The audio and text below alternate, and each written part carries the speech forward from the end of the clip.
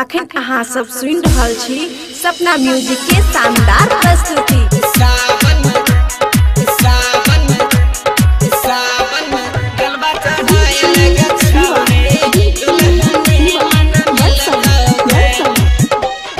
सावन में गलबा चढ़ाए लगे छौरी दुल्हनी मन मिलतोगे।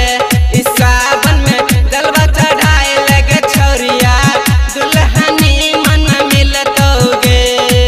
दुल्हनी मन मिलतोगे, दुल्हनी मन मिलतोगे। तो चल के चढ़ल तब घर में चलबा सोयनी मन मिलतोगे।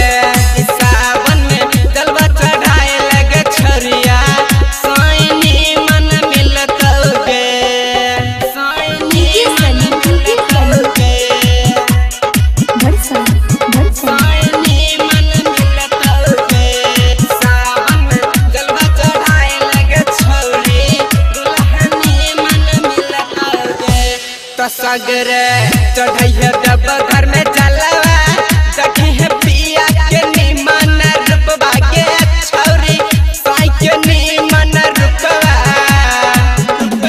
सगरे चढ़ैया जब घर में चलवा देखी है दुल्हा के निमन रूपवा के छौरी पिया के निमन रूपवा।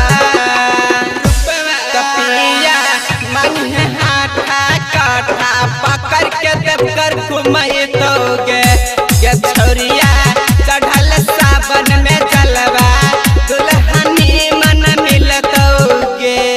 दुल्हनी मन मिलतोगे। सावन में गलबा चढ़ाए लगे छौरी दुल्हनी मन मिलतोगे। तो जब चढ़ैया जब घर में चलवा देखी है बाबा के तोहरो पर कृपा के छौरी भोले बाबा के कृपा। तो जब चढ़ैया जब घर में चलवा देखी है बाबा के तोहरो पर कृपा के छौरी बाबा के तोहरो पर कृपा। तबे कस विद्यानंद कहै छौ देव घर कई हाथ तुझे भीगे।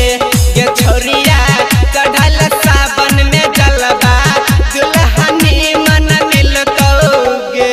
Presented by Sapna Music।